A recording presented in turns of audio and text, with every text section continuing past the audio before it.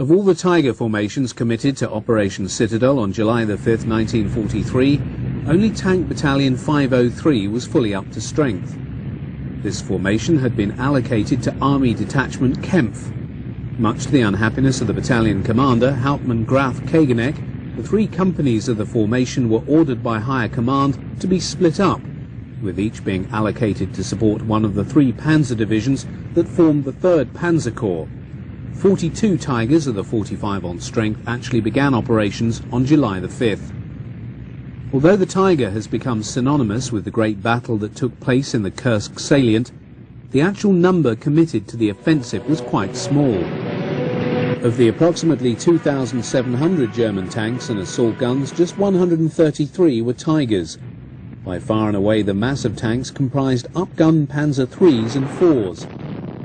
Nevertheless, the Tigers inflicted losses on the Soviet armoured forces out of all proportion to the small numbers employed. The T-34, which had proven superior to the Mark IIIs and IVs for so long, now found itself totally outgunned and vulnerable to the Tiger's big gun beyond 2,000 metres. In addition to a very large number of tanks, the Soviets also employed extensive aircraft during the battle. Throughout its course, German ground formations found themselves frequently under attack from Soviet ground attack units, the bulk of which were flying the Ilyushin IL-2 Sturmovik. Many German armoured units advanced with support provided by mobile anti-aircraft units operating 20mm and 37mm flat guns. While travelling inside a Panzer III, a German war correspondent describes his experience of a Tiger tank battle. The leader of the company gives the order to attack. The heavy tanks slowly roll into the battle zone.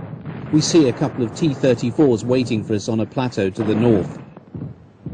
Their first shells land near us, then hit splatter against our frontal plate.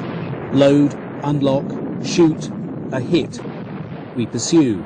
The first T-34 is burning. Others move forward from behind high ground. 40 appear on the horizon. They advance past the 2 wrecks, stop and shoot, roll again and shoot in rapid succession. We move forward to gain a better firing position. Approximately 1,000 metres apart, the opposing forces fire at each other. All the Tigers are firing now. They aim quickly, load quickly, respond to orders quickly. They drive a few metres forward, move to the right, then to the left, and get the enemy into their own fire. After an hour, 12 of the T-34s are ablaze. While the attack by 9th Army in the north of the salient broke down within 5 days, von Manstein's assault in the south achieved greater success.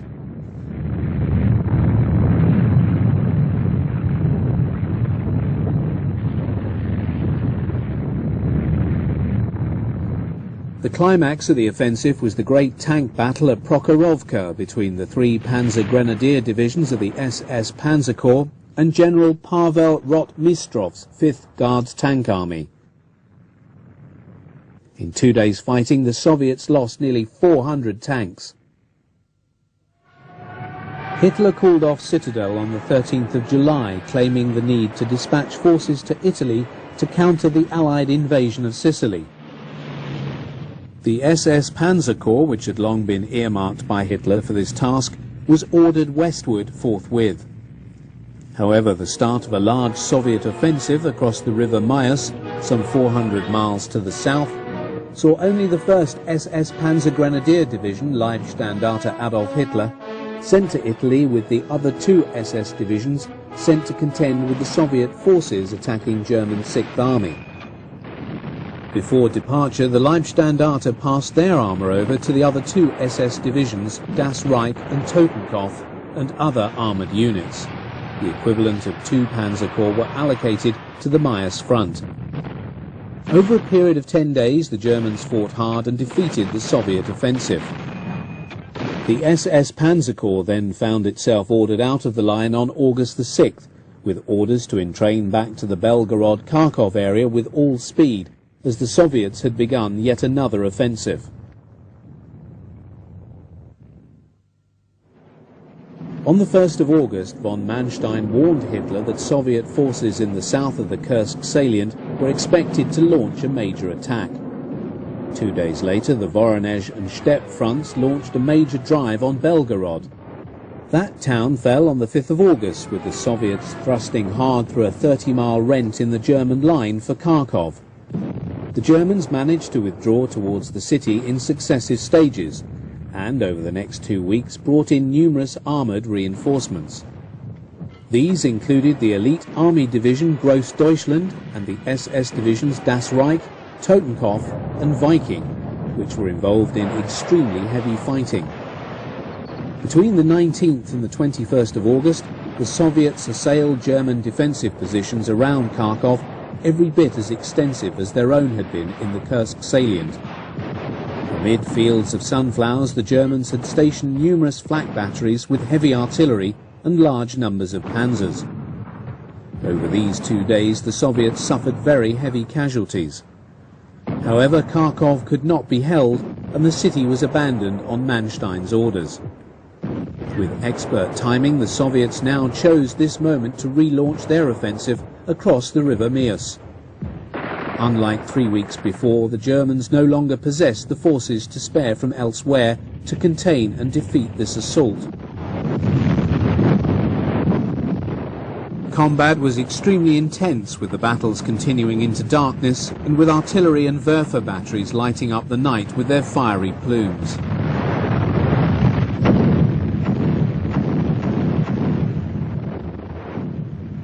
It was only in September that a very reluctant Hitler conceded to von Manstein's demand and agreed that the Donetsk region should be abandoned and the German forces begin a major retreat to the river Dnieper. 6th Army was to retreat to the river but hold a line south to the Melitopol and thus retain access to the Crimean Peninsula. All other formations were to head post-haste to the Dnieper and attempt to hold the Soviets on that line. The vital concern was to slow down the rapidly advancing Red Army and stop them getting to the bridges over that river first. To delay the enemy advance, Manstein now gave orders for a total scorched earth policy in the wake of the retreating Germans. Everything had to be moved. People, animals, anything that could give succour to the advancing Soviets was taken by the Germans with them. That which remained was destroyed. Every village, bridge, railway line was either blown up or put to the torch, as indeed were the unharvested crops in the fields. Manstein deemed this policy essential in order to save his army group from destruction. After the war, it would place him in the dock as a war criminal.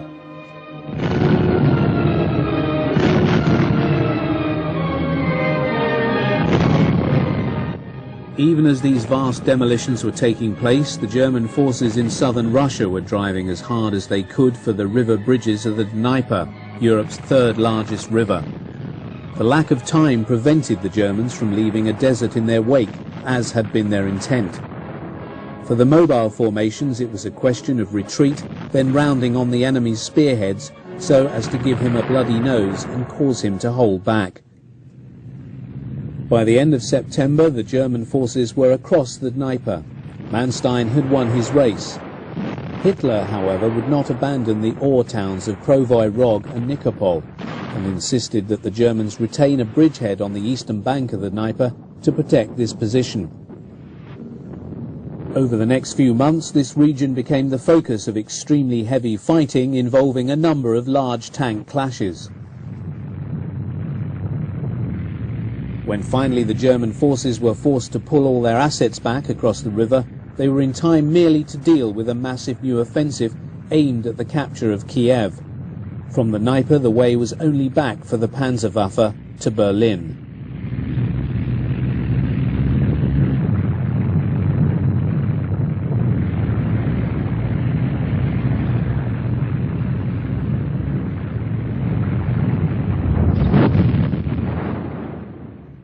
Even as the German tank arm retreated westward, it fought numerous battles with the Red Army's tank forces.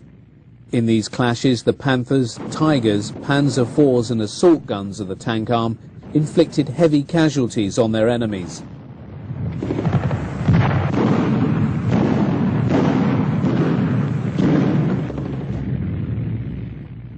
The road to Berlin would not be easy for either combatant. Throughout the period 1933-1945, the German army produced numerous training films. This example was made in the months following Operation Citadel in July 1943. Its purpose was to help new tank crews cope with Soviet fixed defences of the sort encountered by the German tank forces in the Great Offensive in the Kursk salient. It was also produced to help crews training on the still new Panther medium tank understand how it could be employed under such conditions. The Panthers used in this training film are mainly of the first variant, the Model D, while others are of the early A model. The primary anti-tank gun used by the Soviets throughout the war was the very effective 7.62 cm design known to the Germans as the crash boom. This was employed in huge numbers and mass batteries at Kursk in fixed defences called pack fronts. The frontal armour of the Panther was impervious to this weapon, but it was vulnerable on its flanks where the armour was much thinner.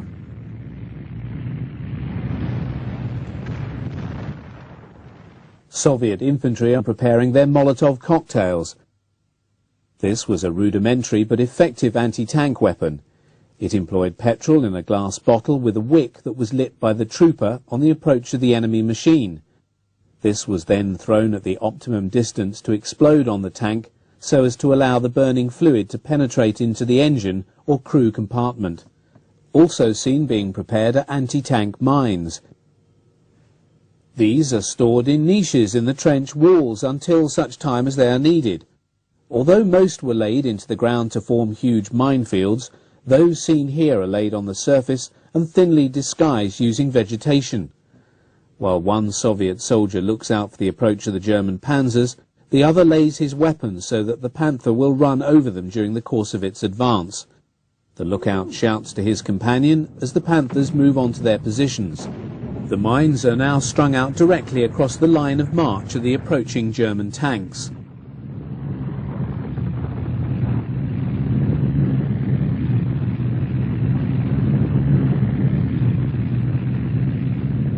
The gunner views the approaching Soviet positions through his sight.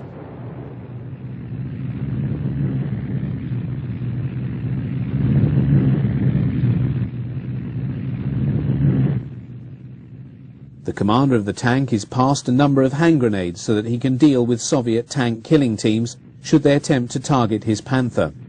Another member of the crew takes down an MP-40 machine pistol from its mount on the turret wall and loads it with a magazine and stores it in readiness.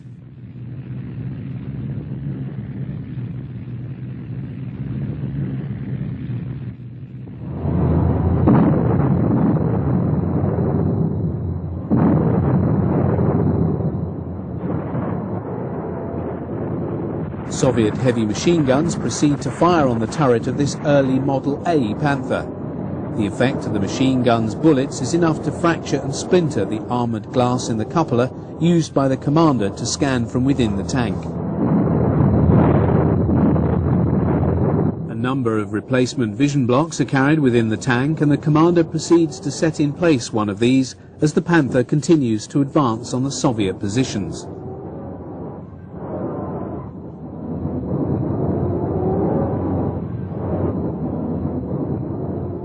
The gunner observes the approaching Soviet positions in order to locate a target for the 75mm main gun.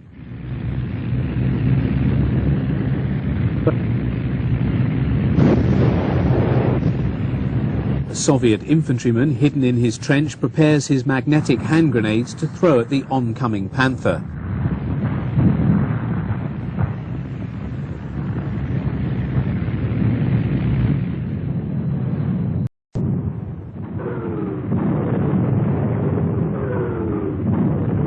SMG aus der Tiefe und Panzerjäger 4 vernichten Feindziele im Einbruchsraum.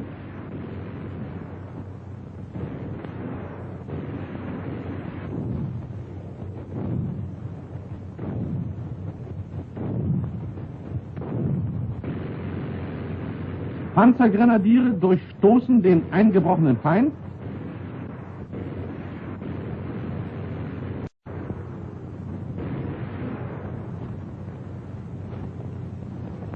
und setzen sich mit abgesessenen Panzergrenadieren zusammen wieder in den Besitz der alten Hauptkampflinie. Während sich die abgesprungenen Panzergrenadiere zur Verteidigung einrichten, halten die vor der Hauptkampflinie stehenden SPW den Feind aus Randstellungen nieder. Den Schutz gegen Nahkämpfer übernehmen die freigemachten LMG.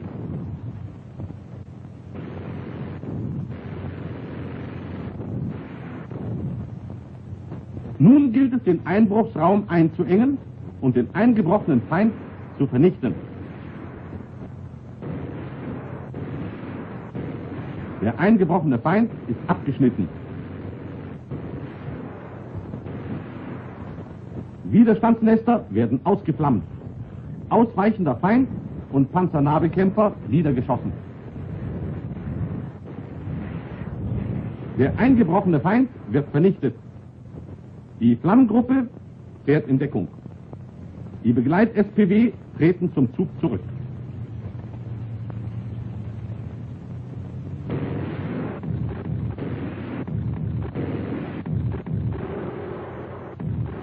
Panzerjäger 4 stoßen vor und decken durch Feuer das Absetzen der SPW hinter die wiederhergestellte Hauptkampflinie.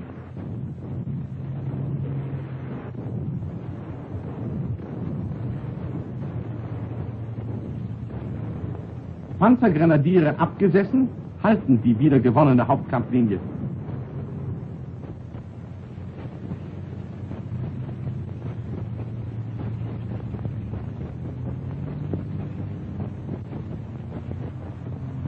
Wechselseitig lösen sich Panzerjäger und SPW vom Feind und fahren hinter Höhe 375 in Deckung.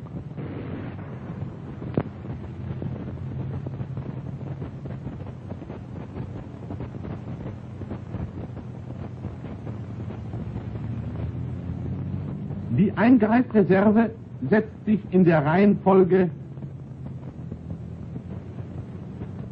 Flammgruppe, Panzerjäger 4, SPW ab und stellt sich im alten Raum erneut bereit.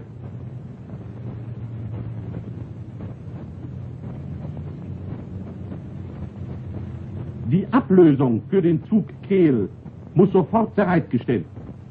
Der Führer noch am Tage eingewiesen und die Ablösung selbst spätestens in der folgenden Nacht durchgeführt werden.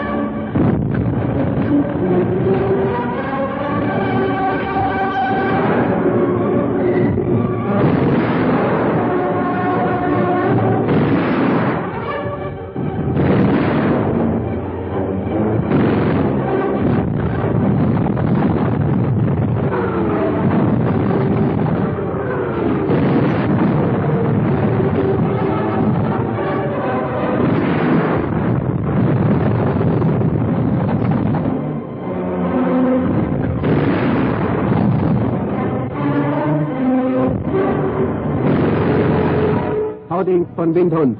Eingebrochener Feind vernichtet, alte HKL wiederhergestellt, abwehrbereit. Worauf es ankommt. Feuer zusammenfassen. Stoß in die Flanke. Schließen der Lücke. Wiederherstellung der HKL.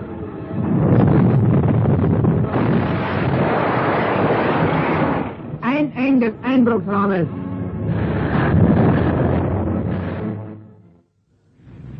A number of armoured fighting vehicles that served with the German army in the Second World War did not get captured on film. It is possible that some may have been, but the film was destroyed or has been lost since the end of the conflict. In this short sequence we are able to see the only surviving footage that exists of two important AFVs. This Jag Panzer 470 Lang has often been seen as a still but never before in moving footage and is seen here in the Battle of the Bulge. Meanwhile, German grenadiers advance. The images here have also been reproduced as still pictures in many books that cover the battle. This particular sequence of German infantry advancing past lines of burning US jeeps, lorries and half-tracks has become one of the classic images of the time.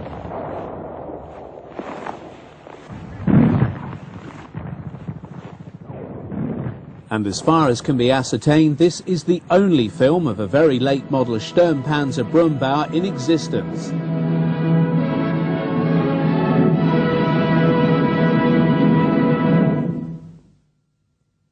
Sie erkennen also auf Richtungsschüsse auf hartnäckige Widerstandsnester. Den Stoß kann ich auf jeden Fall flankieren führen. Neumann, Sie fahren jeweils gestaffelt auf Ihrer HKL abgewandten Seite. Jawohl, Herr Oberleutnant. Ich bitte, wenn ich flamme, um Unterstützung und Überwachung durch Panzergrenadiere vom SWD aus. Es ist bereits 9:27 Uhr. Und nun rasch zur dritten Stelle, die noch zu erkunden ist. In 1,5 Stunden müssen wir zurück sein. Hab's geschafft. Jawohl, Herr Oberleutnant. Sie führen die Männer zurück. Ich gehe mit Leutnant Priester von hier zum Regimentskommandeur.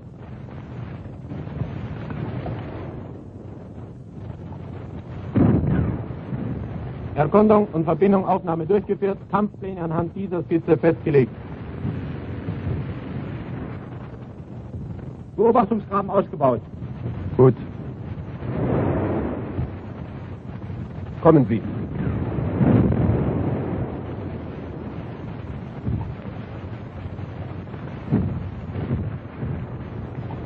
Hinter dieser bewaldeten Höhe stellt der Feind neue Kräfte bereit.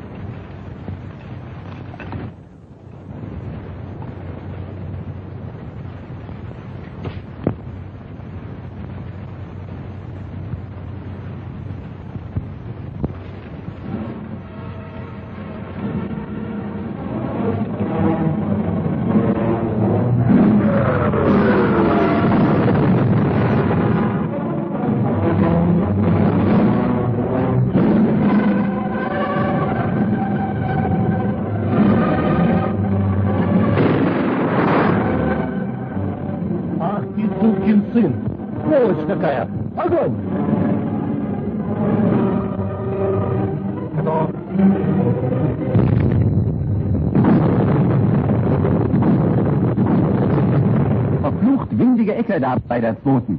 Müssen scharf aufpassen. Sonst sind Sie aber durch die Hinterhangstellung fast besser dran als die 7. Sehen Sie her. Annahme: Der Feind ist im Abschnitt der 7. Kompanie 200 Meter breit und 300 Meter tief eingebrochen. Kehl.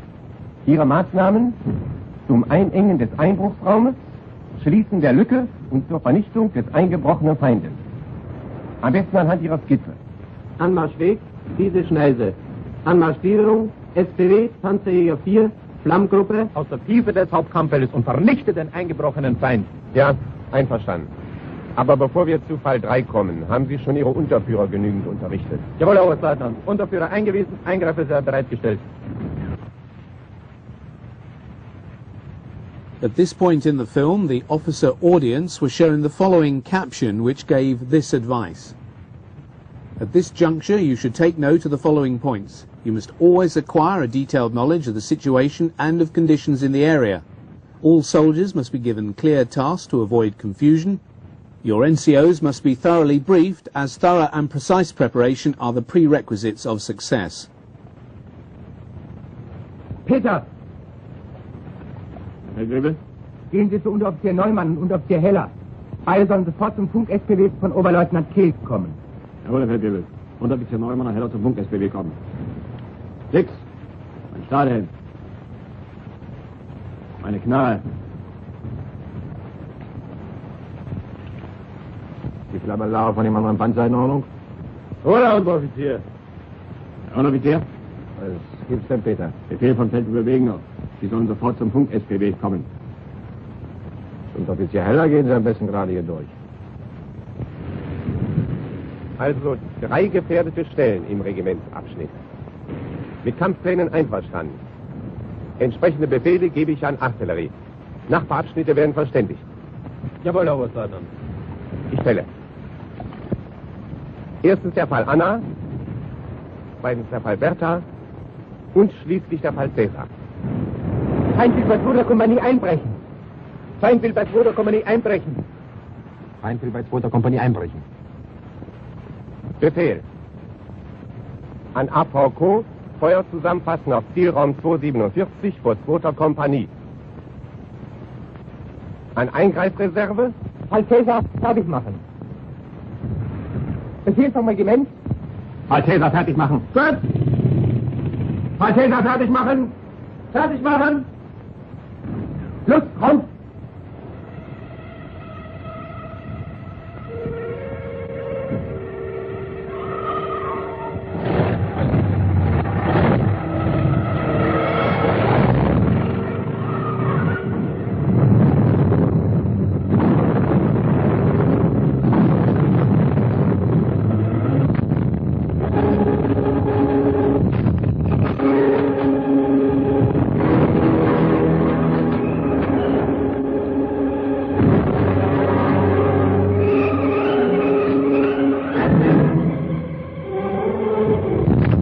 Laufwechsel beendet. Fahr frei.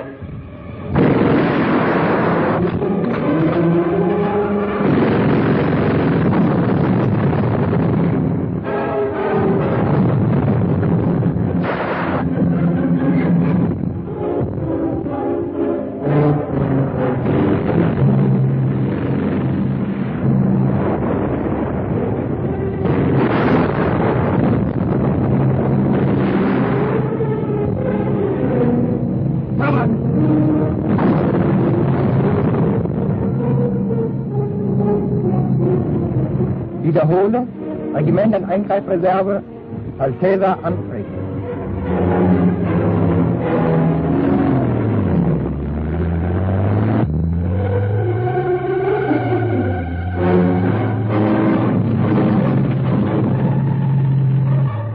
Die Eingreifreserve tritt an und gliedert sich in der für Fall Cäsar befohlenen Form.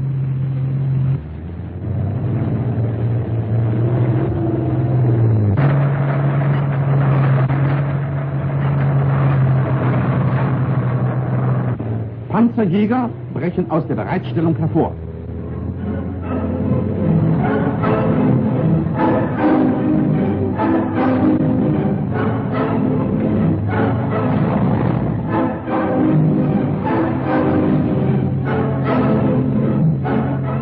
Anmarschgliederung der Eingreifreserve, SPW,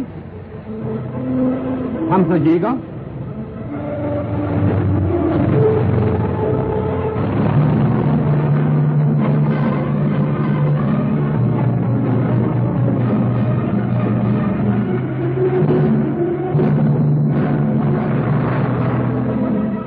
Flammpanzer.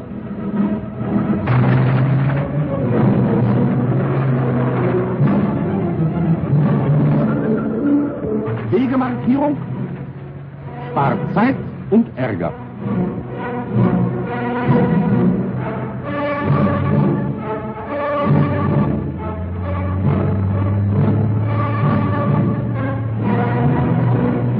Panzerjäger drehen ab in die erkundeten Sturmausgangsstellungen am Hinterhang. Der SPW-Zug und die Flammengruppe fahren gedeckt zum Stoß in die Flanke des eingeworfenen Feindes vor.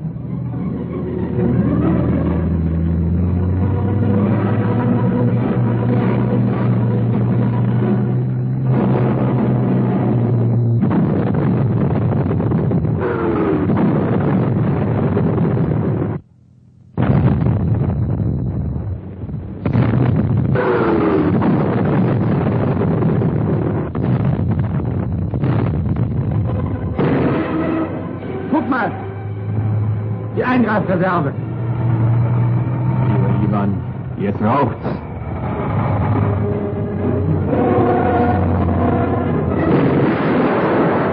Windhund an alle. Kette.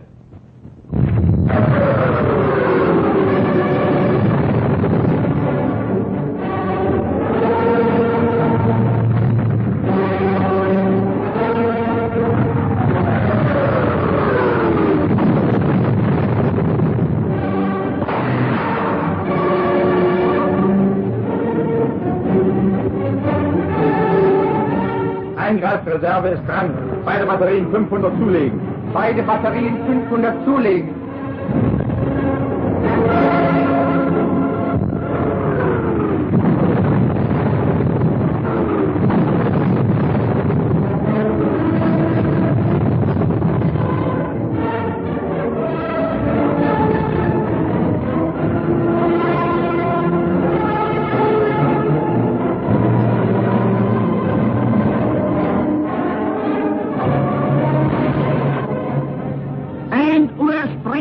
Grenade. 800. Zwei gehen in Kurs schon. Feind MG. Daneben ein heller Fleck.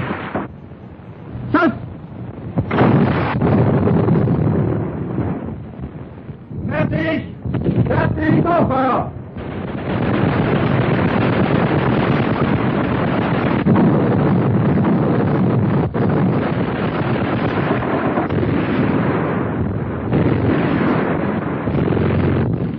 Volle Deckung! Stellungswechsel!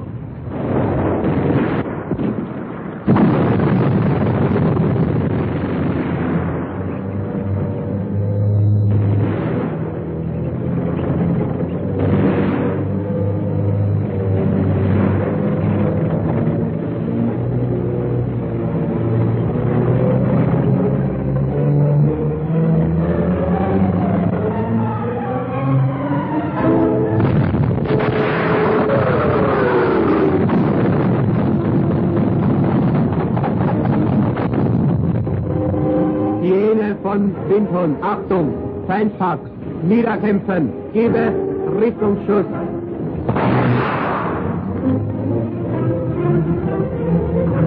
Sirene verstanden, fertig.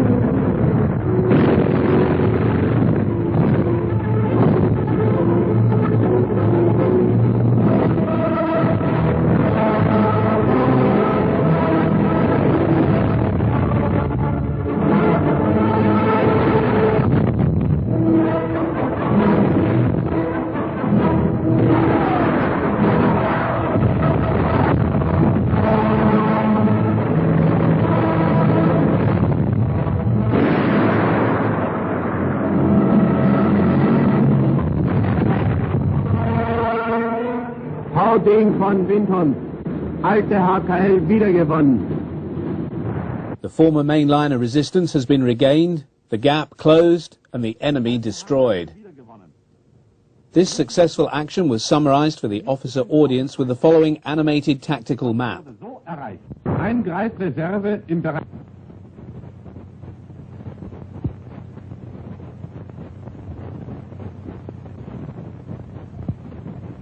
Anmarschgliederung.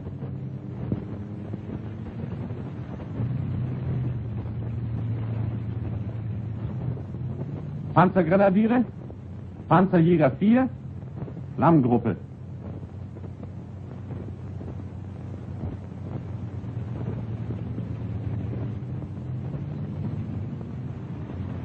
Die Panzerjäger fahren in erkundete Sturmausgangsstellungen und schießen aus Feuerstellungen die Panzergrenadiere vor.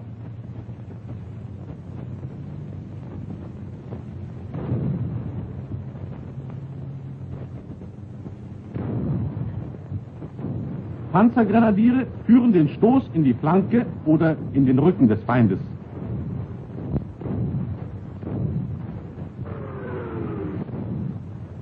Die Panzergrenadiere haben sich den Einbruchsraum bis an die untere Streugrenze des eigenen Artilleriefeuers genähert.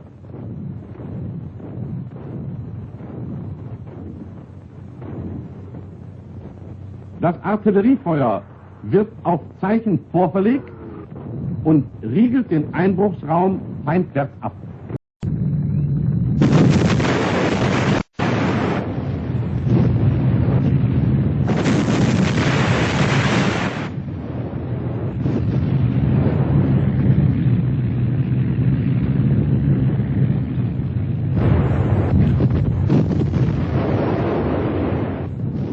Another soldier throws a Molotov cocktail.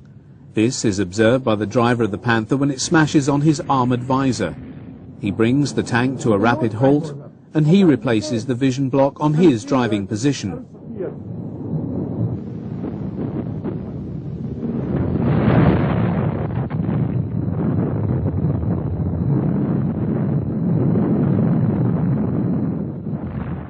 A magnetic grenade lands on the engine deck of the halted Panther.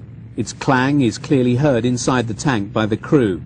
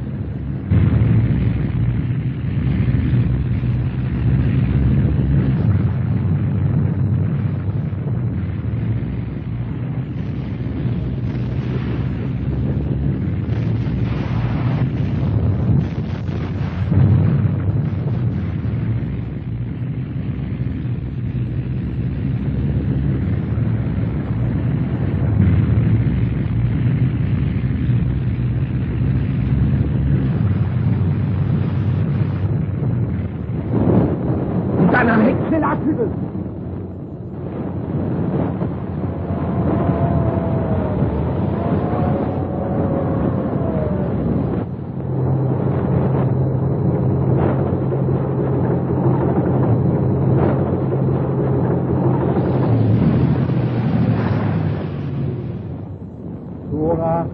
Dora.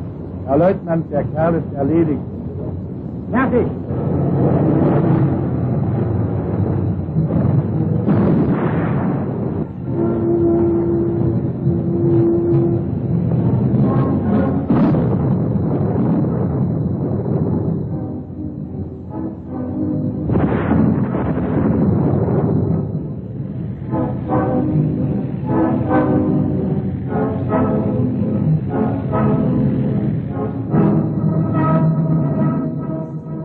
This method of collapsing occupied trenches was used by many German tank crews in the Battle of Kursk.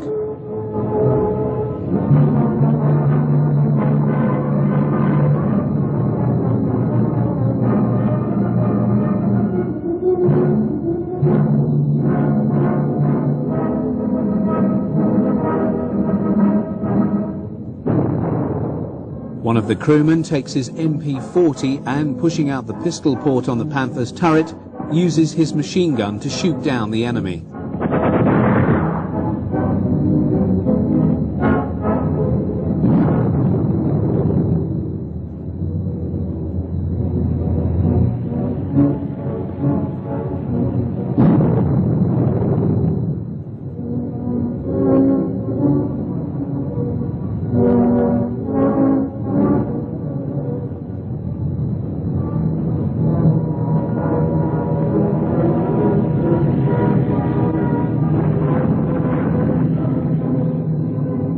A Molotov cocktail lands on the engine deck and the burning fuel runs down into the cooling vents. This is a very dangerous moment for the Panther crew.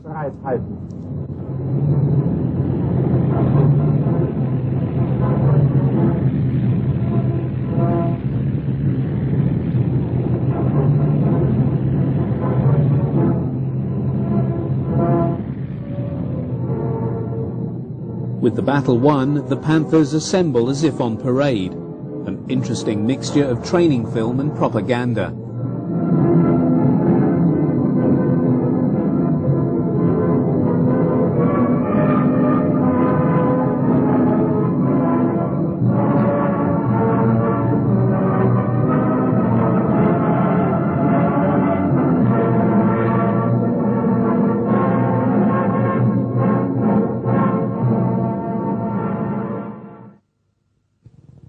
This 1944 training film focuses on the role of the Panzer Grenadier platoon in attacking Soviet positions in cooperation with a tank destroyer formation.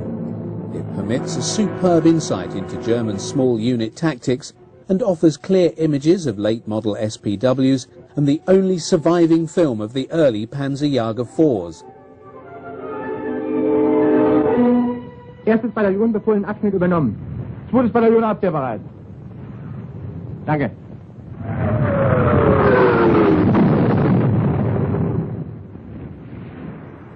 Zu kurz. Ja, wir werden eine ganze Menge zu tun kriegen hier.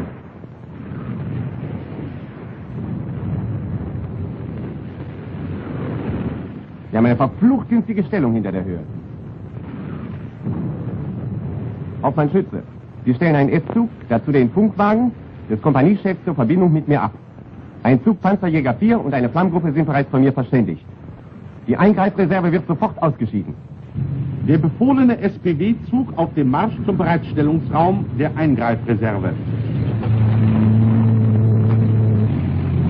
Fallen Sie langsam. Ich dachte, wir fahren geradeaus über die Lichtung. Denken kannst du, aber richtig geht. Braucht ja nicht jeder gleich zu wissen, wo wir hergefahren kommen sind. Halt!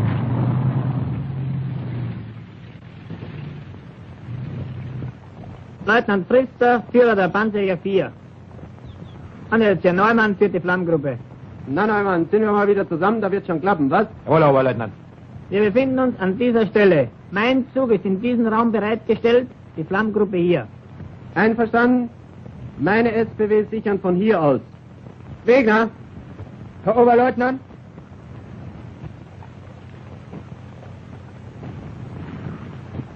Sie übernehmen das Kommando und stellen den Zug nach dieser Skizze auf. Jawohl, Herr Oberleutnant.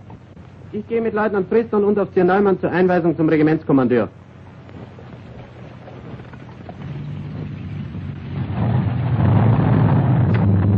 Der Bereitstellungsraum der Eingreifreserve liegt 4 Kilometer hinter der Front in der Mitte des Regimentsabschnittes, also außerhalb der Reichweite der feindlichen Artillerie.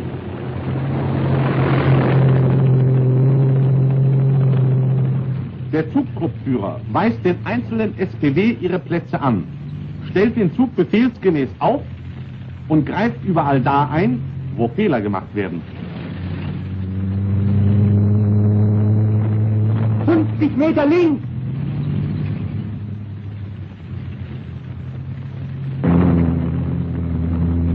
Meter rechts.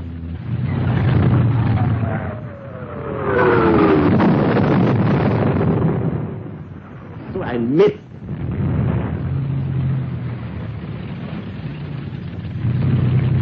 Halten lassen! Halten lassen! Halten!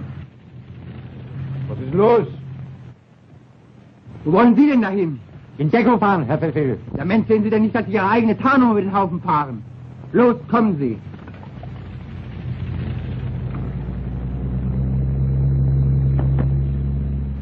Die Stelle ist richtig. So wird's gemacht. Die Tarnung der Fahrzeuge ist während des Marsches in der Sonne unbrauchbar geworden und muss durch neue, dem Unter- und Hintergrund angepasste, ersetzt werden.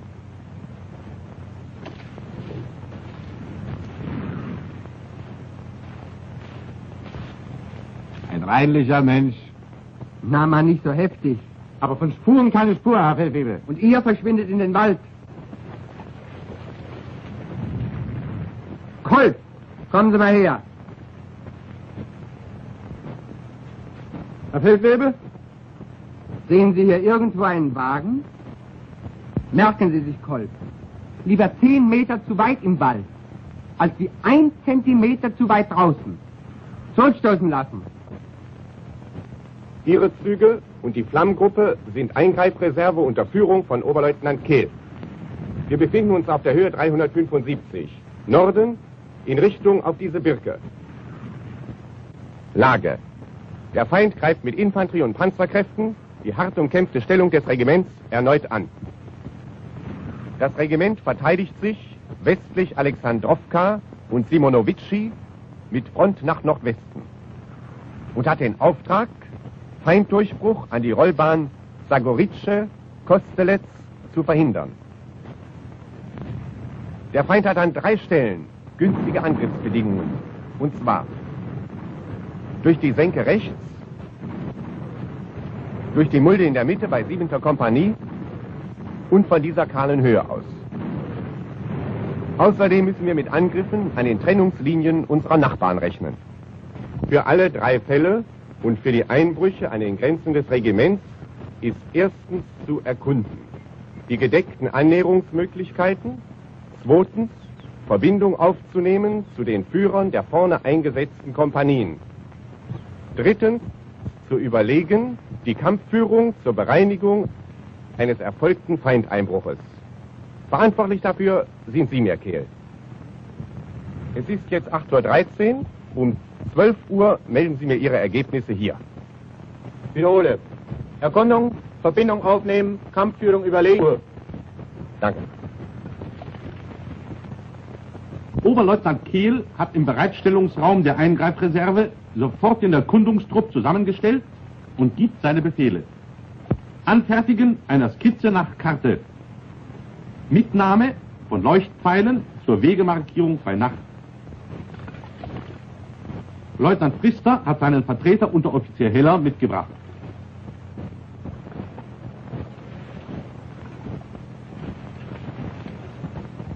Während der Feldwebel Wegener den erkundeten Anmarschweg in der Skizze festzuhalten hat, ist der Obergefreite Peter als Melder mit der Markierung des erkundeten Weges im Gelände beauftragt.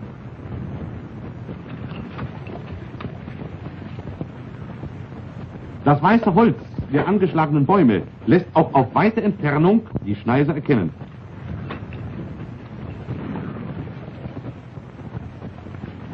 Bei Benutzung dieser Schneise als Annäherungsweg ist Wegeverbesserung notwendig. Entsprechende Befehle müssen vom Führer der Eingreifreserve rechtzeitig gegeben werden. Da, Peter, hast du auch eine.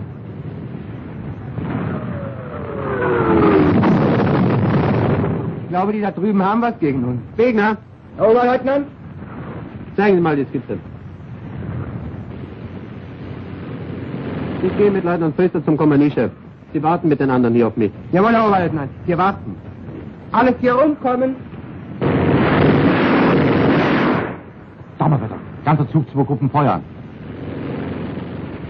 Na, liegt das Feuer gut? Wollen Sie mal durchsehen, Herr Oberleutnant?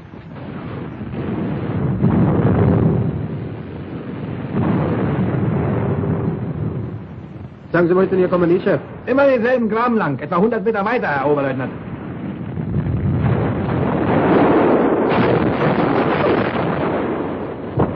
Verbindungsaufnahme mit dem Chef der 6. Kompanie. Näher als 400 endlich vorankommen. aber er hält dauernd Verstärkung. Feindpanzer sind nicht wieder aufgetreten. Ja. Wenn Sie uns helfen müssen, was ich zwar nicht annehme, dann können Sie am besten vollkommen und durch dieses Waldstück gedeckt dem angreifenden Feind überraschend in die Flanke stoßen. Ausgezeichnet. Dabei können Sie mich mit Ihrem Panzerjäger durch Feuer vom Wald nördlich der Straße nach Simonovice unterstützen. Außerdem habe ich noch 2 SMG beiderseits des Teiches eingesetzt, die die Mulde aus der Tiefe mit ihrem Feuer beherrschen. Als Annäherungsweg empfehle ich nicht den von Ihnen begangenen, sondern hier.